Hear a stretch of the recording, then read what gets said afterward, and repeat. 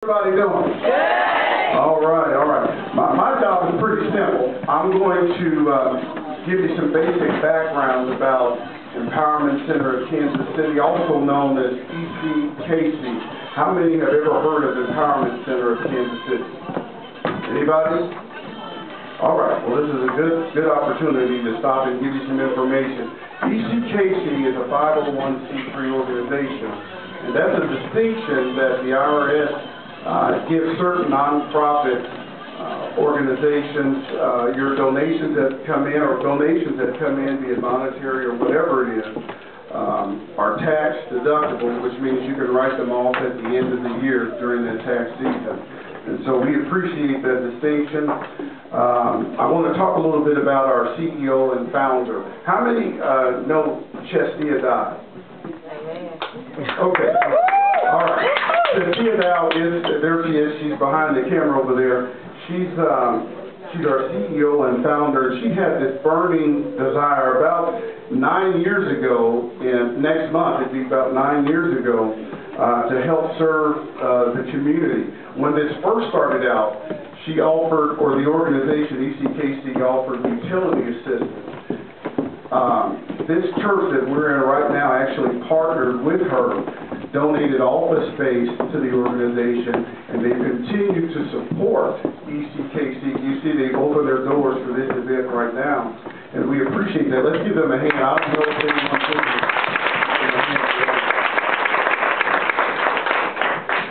Safe in His Arms. One of the main reasons we're here today, Safe in His Arms, is something that our executive director, Calandra Summer, this is a baby of hers, and we all have jumped.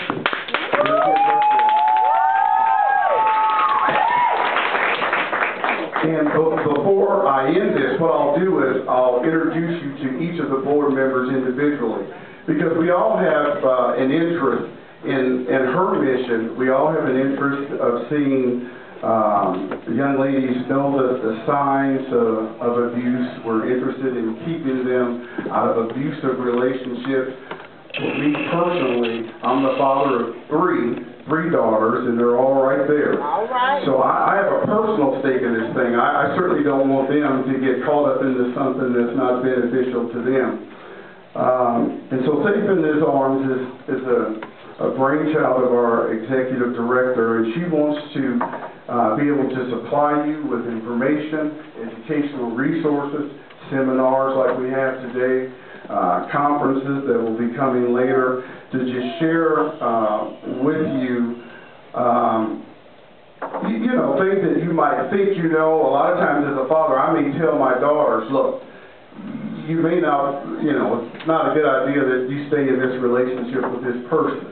And what does that do? That, for some reason, I don't know, it seems to push them closer to them, right?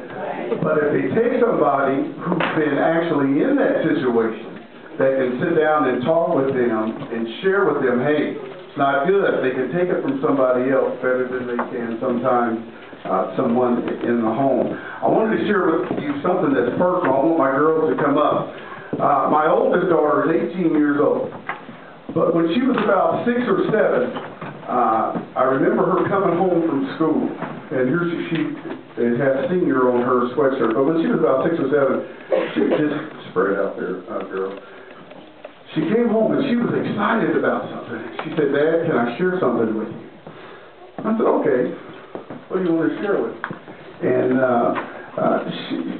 she had this attitude, and you know, like most young women have, like you know, we all have.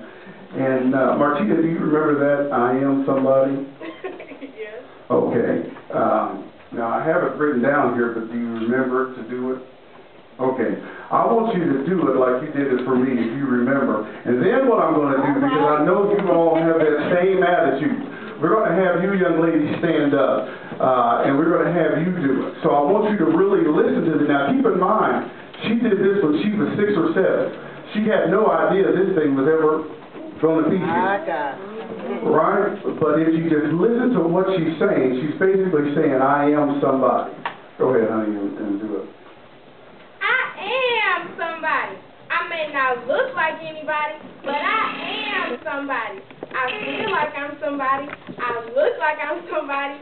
I act like I'm somebody. Everybody who's somebody is somebody.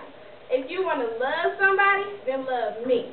If you want to help somebody, then help me. I am somebody, and don't you ever forget it.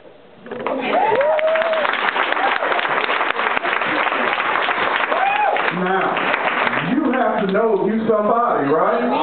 Somebody to be loved, somebody to be respected, not somebody that, will allow someone to put their hands on you and abuse you and talk down to you with their words. So what I want you to do, I want everybody to stand up. All right. Now, I met several of the young ladies when I was mingling here earlier, and I can tell y'all can muster up this whole attitude thing. So if you got to get you some space, that's all right. Now, what we're going to do, I'm going to give I'm going to give her the mic. Now, when she says the line, when she does her little, you know how y'all do. I want y'all to get all involved in this thing, okay? I want you to convince me you somebody. Okay? All right, here you go. I am somebody. I am somebody. I may not look like anybody. I may not look like anybody. But I am somebody. But I am somebody. I feel like I'm somebody. I feel like I'm somebody. I look like I'm somebody. I look like I'm somebody. I act like I'm somebody. I act like I'm somebody. Everybody who's somebody is somebody. Everybody who's somebody is somebody. If you want to love somebody, if you want to love somebody, then love me. Then love me. If you want to help somebody, if you want to help somebody, then help me. Then help me. I am somebody.